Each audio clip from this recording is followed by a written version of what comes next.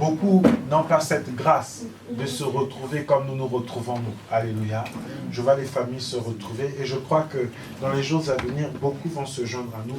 Parce que vous savez, il y en a même qui ne sont pas dans l'assemblée avec nous, mais pour qui nous prions dans la chaîne de prière ou dans des prières que nous faisons avec d'autres bien-aimés, ils sont touchés, ils sont saisis.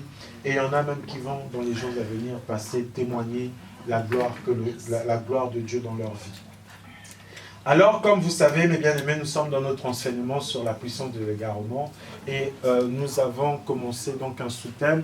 Dimanche dernier, nous avons fait une parenthèse et donc nous reprenons avec notre sous-thème, donc unicité ou trinité. Nous sommes dedans d'emblée et j'aimerais dire que moi je suis partisan de l'unicité de Dieu.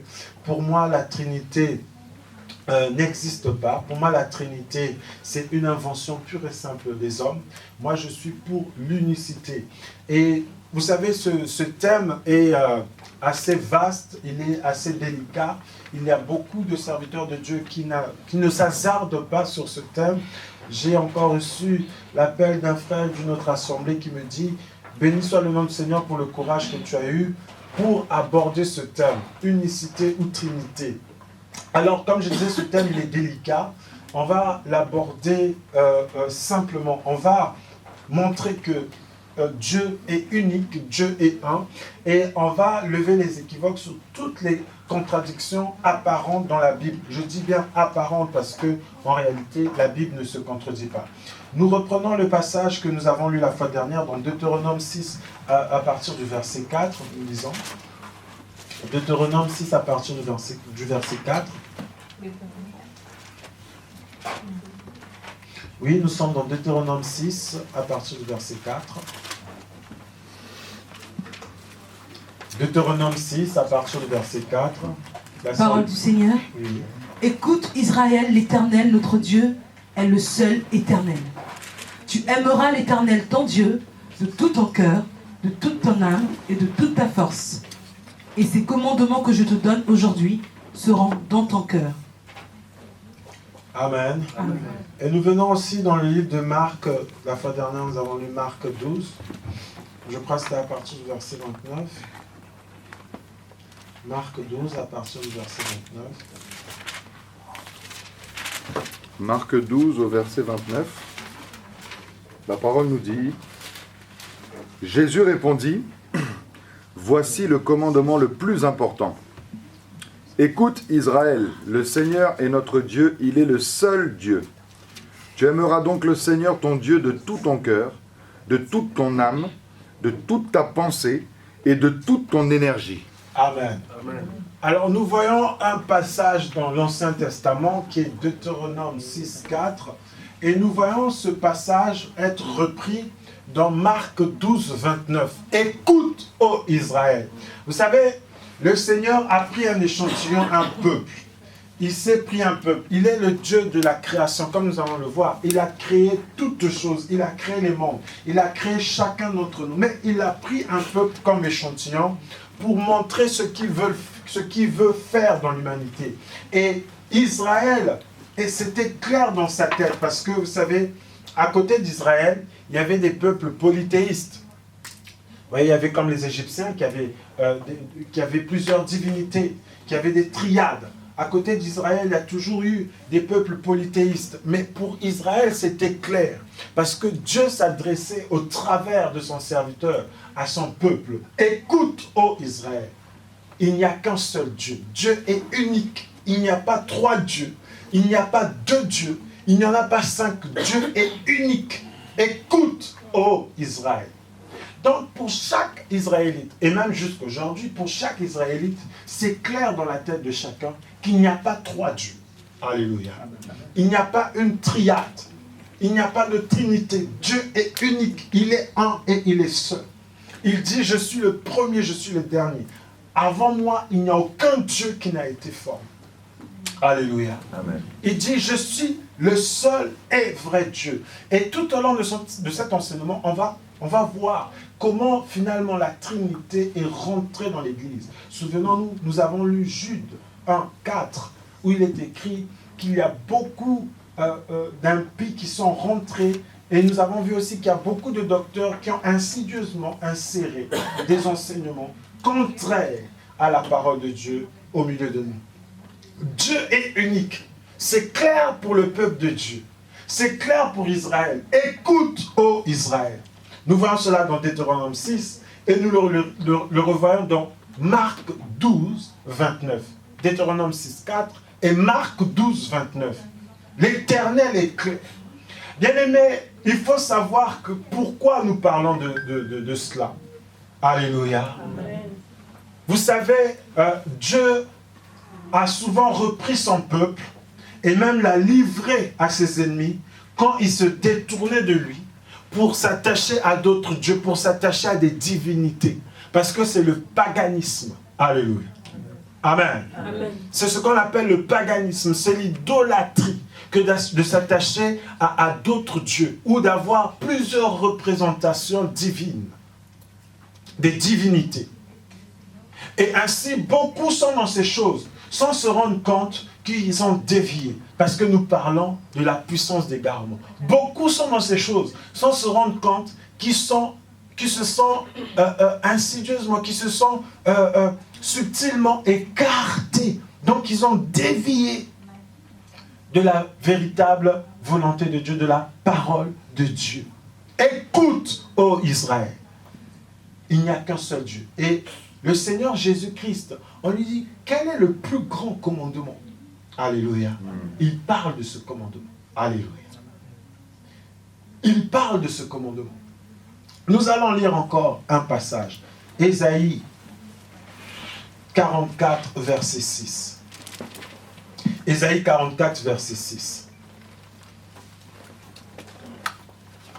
Ésaïe 44, au verset 6, la parole nous dit « Ainsi dit l'Éternel, lui le roi d'Israël, le Seigneur des armées célestes, et qui l'a délivré.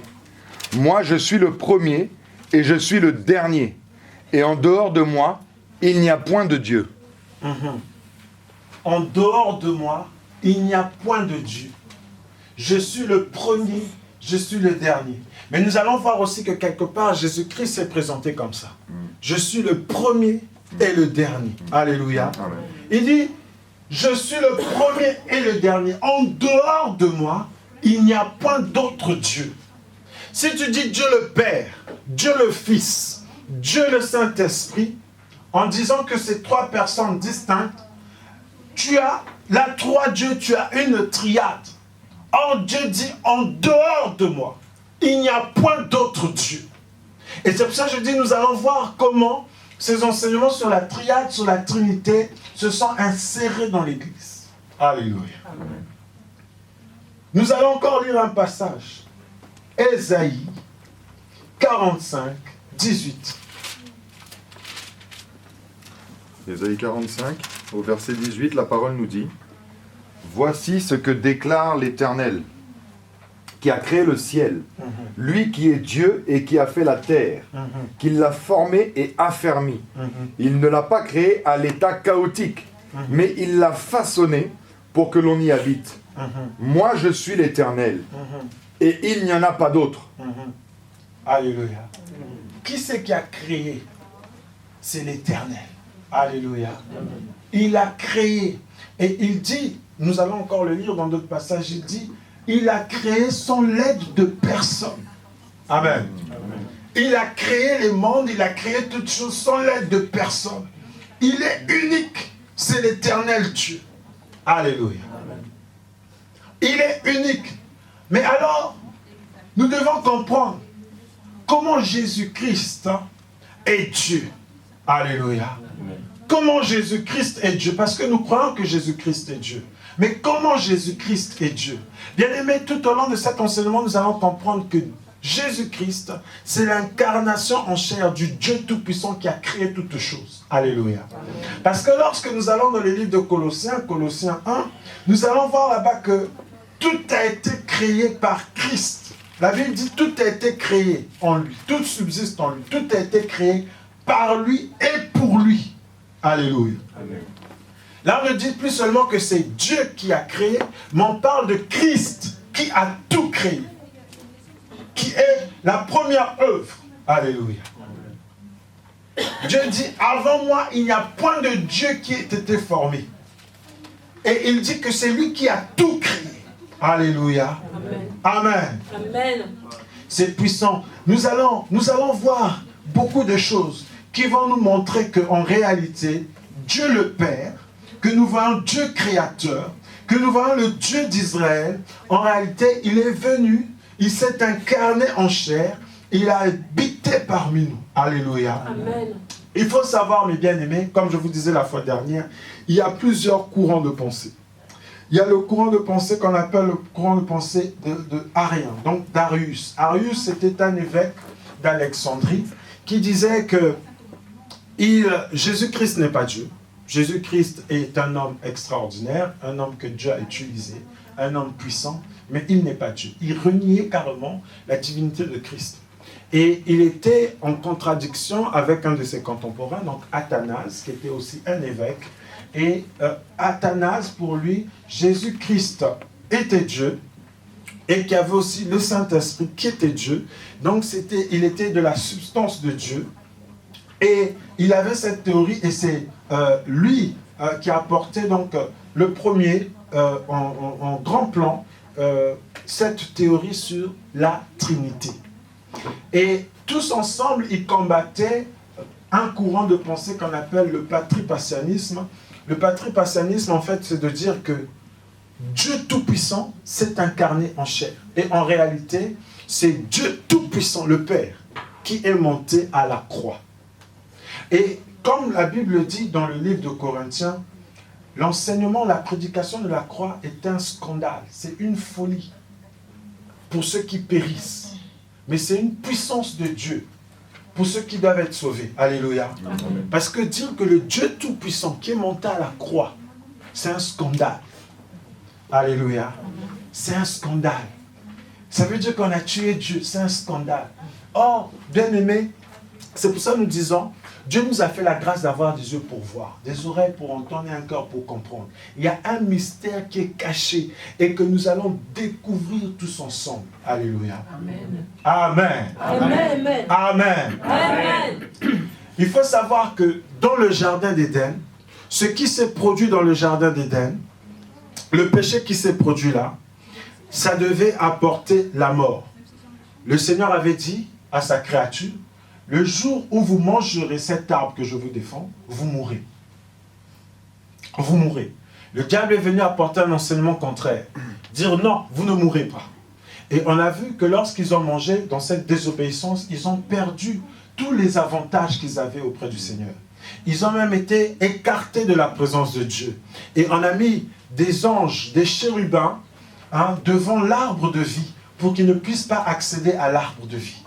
Et nous avons vu aussi que lorsqu'ils ont péché, ils se sont couverts de feuilles pour cacher leur nudité parce qu'ils se sont rendus compte, la Bible dit leurs yeux se sont ouverts, ils se sont rendus compte qu'ils étaient nus. Et la nudité, c'est l'image du péché. Ils se sont rendus compte qu'ils étaient dans le péché. Ils se sont couverts maladroitement avec des feuilles. Et le Seigneur Dieu Tout-Puissant, qui a créé les cieux, qui a créé la terre, et qui les a créés eux, a tué un animal, et a pris la peau de cet animal et les a couverts. Dieu montrait déjà par là que, que ce péché, cette désobéissance qui est rentrée dans l'humanité, doit être réparée, mais par un sacrifice. C'est-à-dire qu'il doit mourir, parce que c'était ça le gage. Le jour où tu manges, tu meurs. Alors, Dieu dans son amour, ne voulant pas voir sa créature mourir, il fallait justement qu'il y ait un être qui puisse mourir à la place de celui qui avait péché. Alléluia. Amen. Or la Bible dit que par un seul homme, le péché s'est étendu sur l'humanité tout entière. Nous voyons cela dans Romains. Alléluia. Amen. Romains 5, 12 je crois. Donc par un seul homme, le péché s'est étendu sur l'humanité et la mort est rentrée. Donc plus aucun homme ne pouvait être digne, plus aucun homme sur la terre ne pouvait être digne pour mourir à la place des autres humains. Parce que tous les humains étaient sous cette condamnation, naissaient avec cette nature pécheresse. Alors, comment faire pour sauver l'humanité? Comment faire pour racheter l'humanité? Et c'est là où il est écrit que le Seigneur cherche un homme. Cherche un homme. Mais il voit que aucun juste n'existe. Il dit sous le soleil, il n'y a aucun juste. Aucun juste. Alléluia. Donc, aucun qui soit sans péché, parce que le péché est rentré dans l'humanité. Mais il faut sauver cette humanité. Alléluia. Or, la Bible nous révèle que le Seigneur, bien qu'étant né d'une femme, mais il est sans péché. Pourquoi il est sans péché? Nous savons que, dans Luc, nous voyons que l'ange Gabriel apparaît à Marie. Il lui dit, le Saint-Esprit te couvrira. Et l'enfant qui naîtra sera appelé Jésus. Le Saint-Esprit te couvrira. En réalité, ce qui s'est passé, c'est que Marie a été juste une mère porteuse. Parce que pour qu'un enfant, un fœtus, pour que l'œuf soit formé et qu'il s'accroche à l'utérus de la femme, il faut qu'il y ait un gamète mâle et un gamète femelle. Alléluia. Amen. Et il faut que la fusion des deux, c'est ça qui va faire l'œuf. Cet œuf qui va s'accrocher à l'utérus et qui va se développer pendant 9 mois. Or, il n'y a pas eu de gamète mâle en ce qui concerne la formation de Jésus-Christ. Alléluia. Amen. Donc, scientifiquement, on ne peut pas expliquer cela. Alléluia. En réalité, Dieu s'est incarné par la puissance du Saint-Esprit. Il est rentré dans une femme qui a été une femme porteuse. Et Christ est né. Voilà pourquoi il est né sans péché. Alléluia. Amen.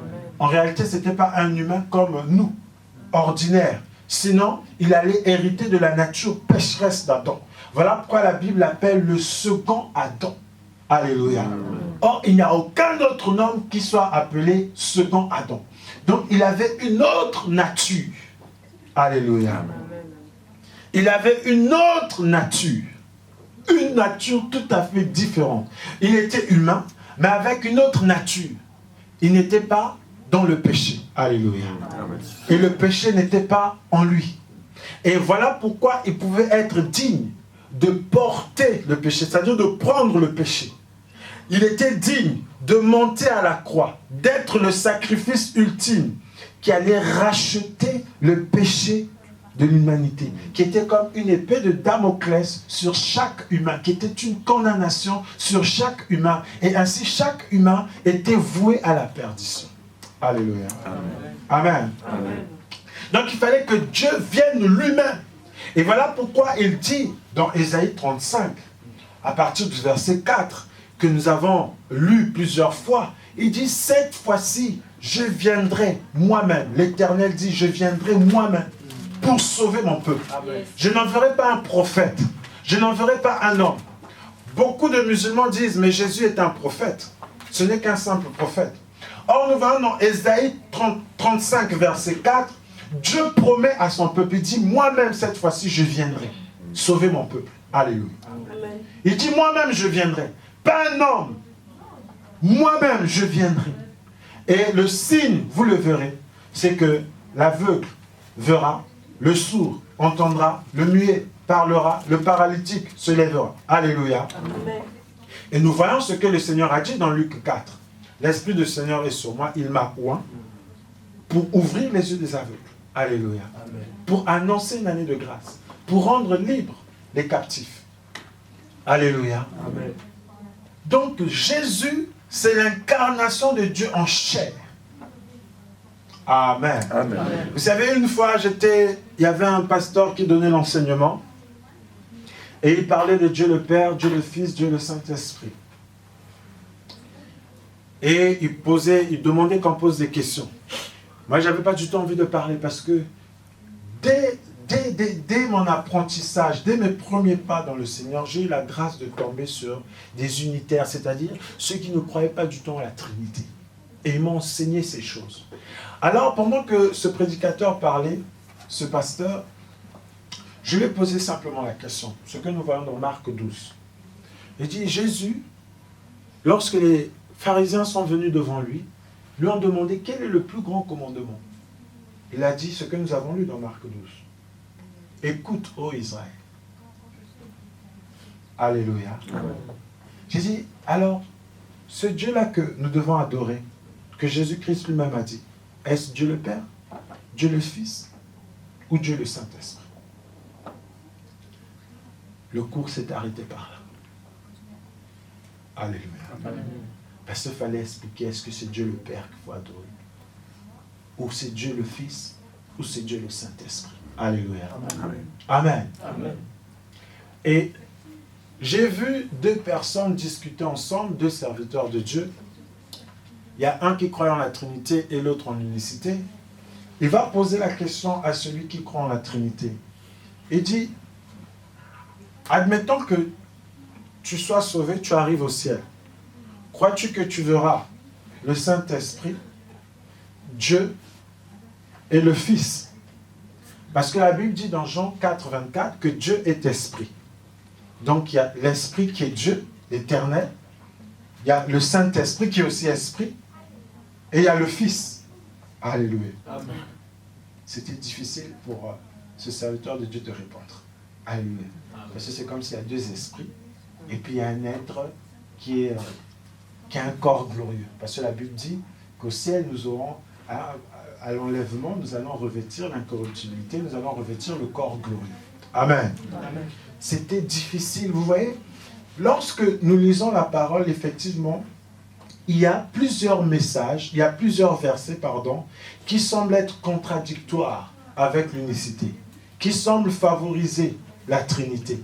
Parce que la Trinité, c'est un concept, vous ne verrez jamais le mot Trinité dans la Bible, c'est un concept qui permet d'expliquer que Dieu existe en trois personnes, bien distinctes. Le Père, le Fils et le Saint-Esprit. C'est ça, la Trinité. Et vous verrez des passages dans la Bible qui semblent étayer cela, appuyer cela, encourager cela. Or, nous devons comprendre, bien-aimés, que nous devons rentrer dans la profondeur. Vous voyez, il y a une Bible qu'on appelle la Péchita. Je crois que dans les jours à venir, on va afficher ça sur l'écran. La Péchita. Le passage où Jésus-Christ dit « Mon Dieu, pourquoi m'as-tu abandonné ?» Dans la version La Péchita, qui est une version un peu fiable, originale, pourquoi? Parce que c'est en araméen. Et l'araméen, c'est la langue que Jésus-Christ parlait. Alléluia. Dans cette Bible, la Péchita, c'est pas marqué « Mon Dieu, pourquoi m'as-tu abandonné ?» C'est marqué « Mon Dieu, telle est ma destinée. » Alléluia. Amen. Amen. Et cette expression d'ailleurs que Jésus-Christ avait déclarée à la croix, jusqu'au jour d'aujourd'hui, ceux qui parlent cette langue utilisent cette expression. Comme pour dire, ah, c'est ce qui devait m'arriver. Vous voyez? Alléluia. Amen. Amen. Parce que déjà ce passage met la confusion, cette traduction met la confusion dans beaucoup de personnes pour dire, mais voici, si Jésus-Christ est Dieu, mais pourquoi dit-il, mon Dieu, pourquoi m'as-tu abandonné? Alléluia. Amen. Amen. Et c'est même traduit pareil dans une Bible qui est en français, la Bible de l'épée, et que nous allons aussi afficher dans les jours à venir, pour que vous puissiez voir que ce que nous disons, c'est très important. Alléluia. Et pourquoi nous prenons le temps de parler de ces choses? C'est pour sortir de l'égarement, pour être le plus près possible de la vérité. Alléluia. Amen. Le plus près possible de la vérité. Et c'est ce que Dieu veut pour nous. Et vous voyez, quand on est plus près de la vérité, et quand Dieu voit cet amour de vérité qu'il y a en nous, bien aimé, Dieu nous bénit. Souvenons-nous, nous avons lu en fin d'année, parce que tu n'as pas renié mon nom, et parce que tu as gardé la parole de persévérance en moi, voici, je mets devant toi une porte ouverte que nul ne pourra fermer. C'est-à-dire l'attachement à la vérité de la parole. Chercher la vérité de la parole, ce n'est pas un vain exercice. Ce n'est pas un passe-temps. Ce n'est pas une perte de temps même, j'allais dire. Parce que Dieu te bénit lorsqu'il voit dans ton cœur cet amour de chercher la vérité. Amen, amen. Alléluia. Amen. Dieu te bénit lorsqu'il voit que dans ton cœur, tu es là, tu cherches à mieux le connaître. Alléluia. Amen. Amen. Amen. Ainsi, Dieu est unique, Dieu est seul. Nous allons lire Ésaïe 45, 21, 23. Ésaïe 45, du verset 21 au verset 23, la parole nous dit « Exposez votre cause, avancez vos raisons, délibérez ensemble. Qui donc a fait savoir ces choses dès le lointain passé, et qui depuis longtemps les avait annoncées? N'est-ce pas moi, moi l'Éternel? Et en dehors de moi, il n'y a pas de Dieu. Oui, en dehors de moi, il n'est pas de Dieu juste, de Dieu qui sauve. » Alléluia. Amen. Continue, continue. Tournez-vous donc vers moi, et vous serez sauvés, vous tous qui habitez les confins de la terre. Car moi seul je suis Dieu, il n'y en a pas d'autre. J'en ai fait le serment en jurant par moi-même, ma bouche a prononcé une parole juste qui est irrévocable. Devant moi, tout genou ploiera, et toute langue prêtera serment par mon nom, disant à mon sujet, c'est en l'Éternel seul que réside pour moi la justice et la force. À lui viendront honteux tous ceux qui contre lui s'étaient mis en colère. C'est grâce à l'Éternel que tout le peuple d'Israël obtiendra la justice et ils s'en féliciteront. Amen. Amen. Je vais lire aussi dans ma version. Donc, Ésaïe, nous sommes dans Ésaïe 45, 21, 23, nous lisons. Annoncez et présentez vos arguments. Qu'ils prennent conseil les uns des autres. Qui a fait entendre cela depuis les origines et depuis lors les a annoncés? N'est-ce pas moi, l'Éternel? En dehors de moi, il n'y a point de Dieu. Un Dieu juste et qui sauve. À part moi, il n'y en a aucun. Tournez-vous vers moi et soyez sauvés. Vous tous, vous, tous les confins de la terre, car je suis Dieu et il n'y en a point d'autre.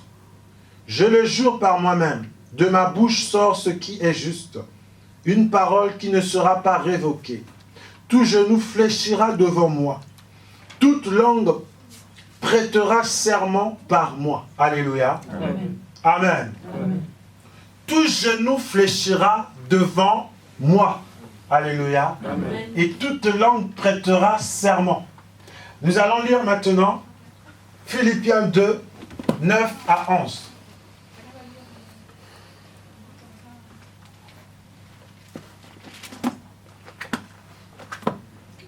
Philippiens 2, 9 à 11. Philippiens 2, 9 à 11. du verset 9 au verset 11. Oui.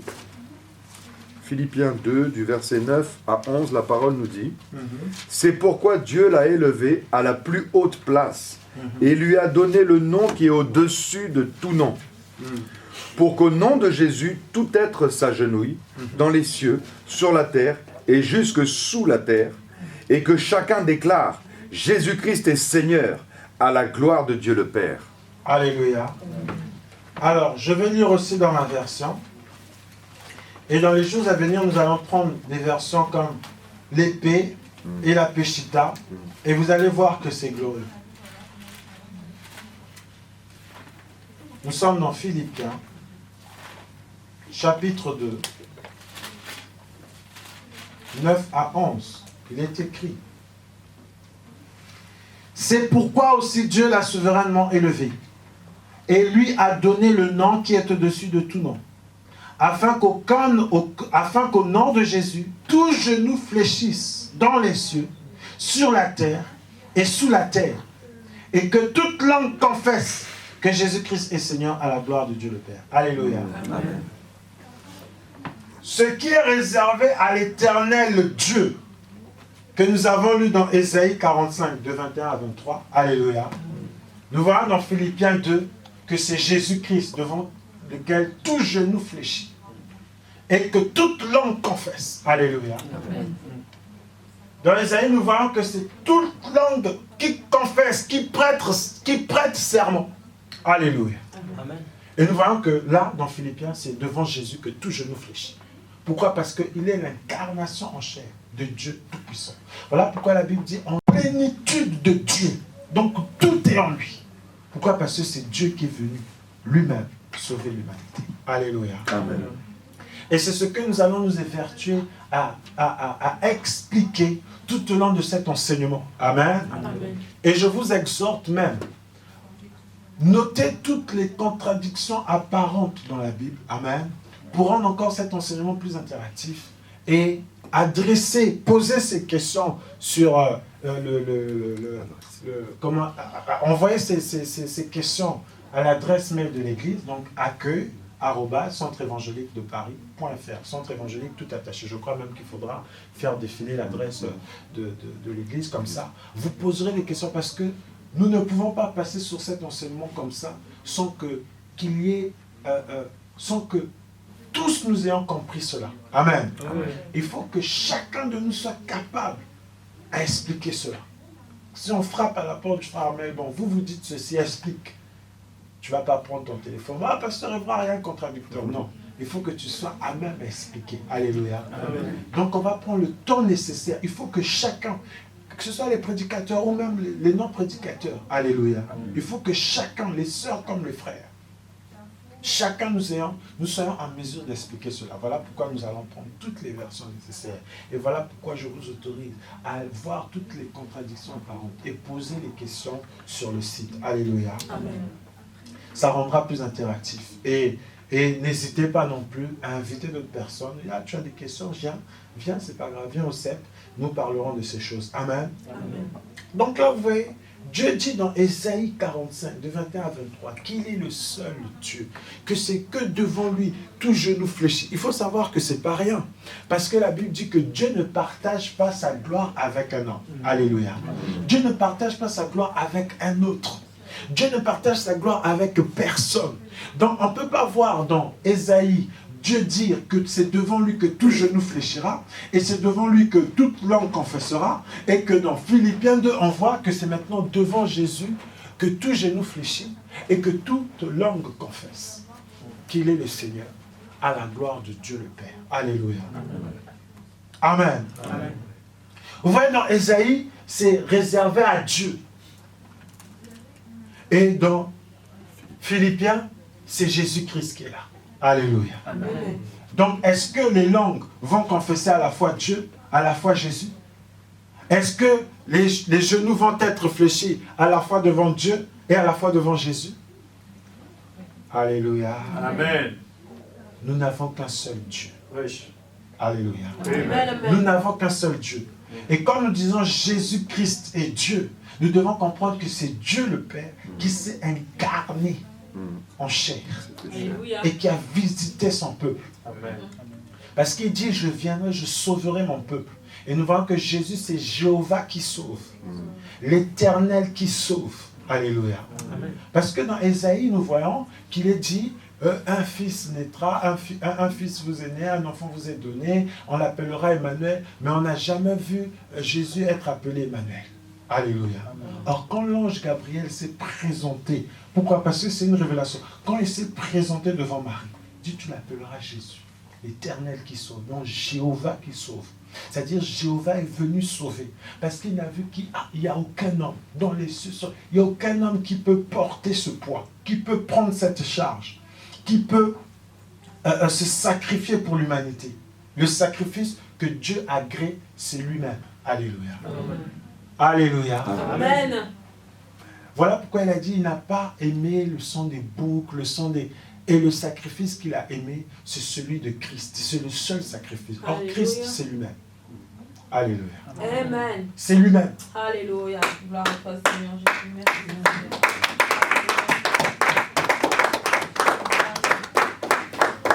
Vous savez ce que nous partageons ici? Voilà pourquoi je dis que nous devons comprendre ce que nous partageons ici. Parce que ça fait couler beaucoup d'encre, ça fait débat, ça fait des polémiques. Et ça montre l'orientation de notre assemblée. Qui sommes-nous? Amen. Nous ne sommes pas trinitaires. Dans cette assemblée, nous ne sommes pas trinitaires, nous sommes unitaires. Nous croyons en un seul Dieu qui s'est incarné en chair, Christ. Alléluia. Amen. Amen. Amen. Et nous allons démontrer beaucoup de choses. concernant Christ et Dieu. C'est un mystère que beaucoup ne comprennent pas. Et quand, des fois, c'est pour ça que je vous parle des contradictions apparentes, où vous verrez que Dieu s'adresse comme à un père. Alléluia. Et nous allons voir quelque chose que nous n'allons pas développer aujourd'hui. Nous sommes dans le livre de Jean.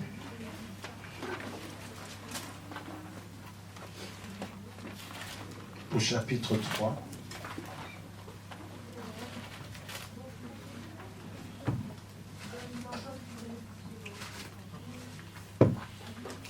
Je vais demander aux frères et sœurs de faire la lecture. Jean chapitre 3. Jean 3, verset 1. La parole déclare: Il y avait un homme qui s'appelait Nicodème, membre du parti des pharisiens, c'était un chef des Juifs.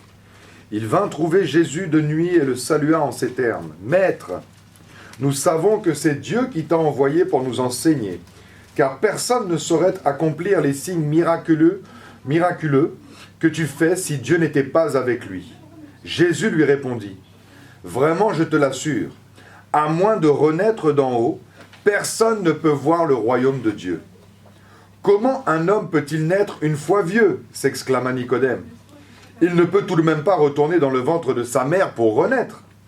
Vraiment, je te l'assure, reprit Jésus, à moins de naître d'eau, c'est-à-dire d'esprit, personne ne peut entrer dans le royaume de Dieu.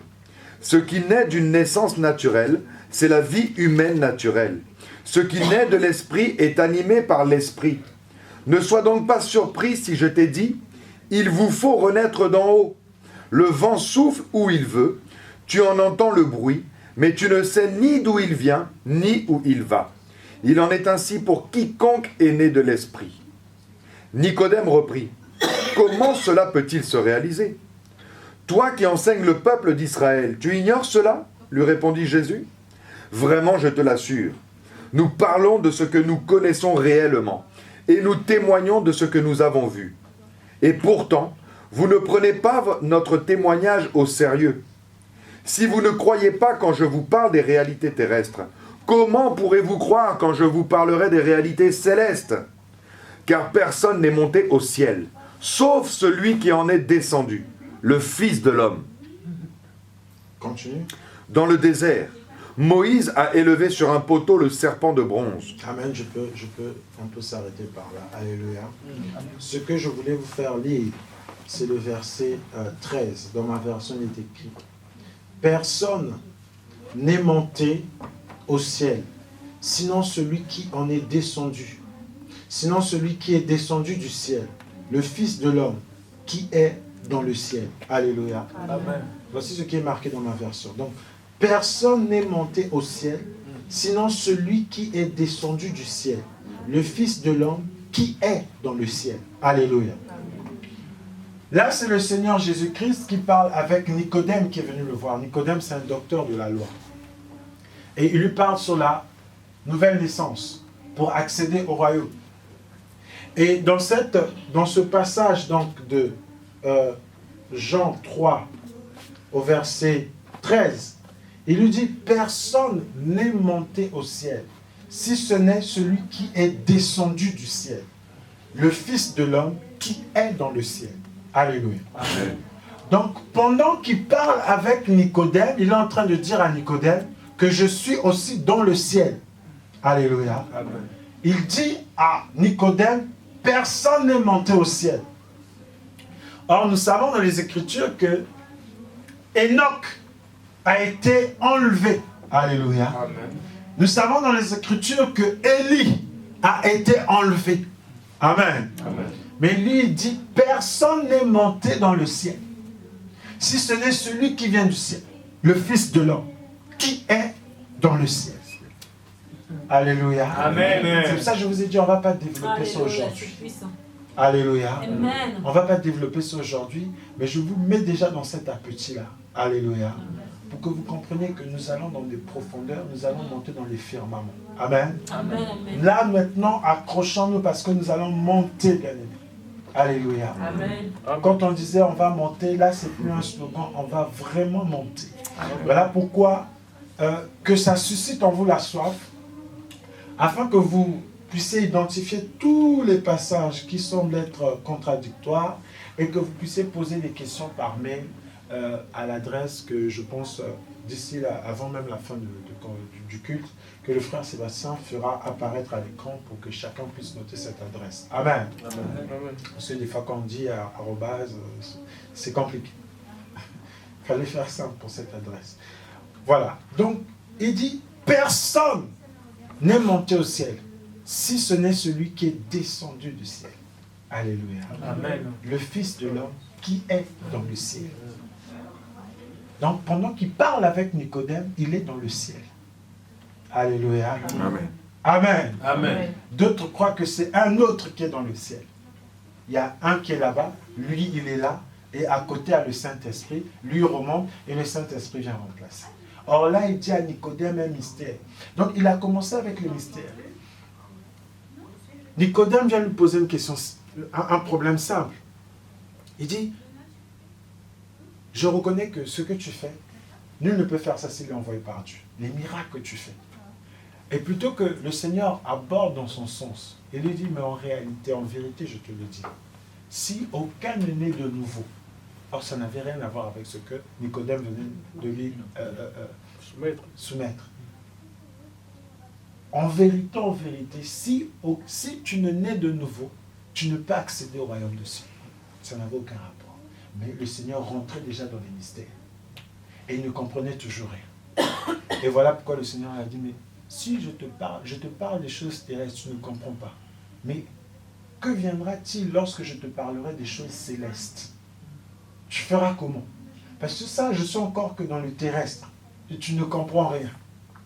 Mais que feras-tu quand je te parlerai des choses célestes? Parce qu'en réalité, personne n'est monté au ciel si ce n'est celui qui en est descendu, le Fils de l'homme, qui est dans le ciel.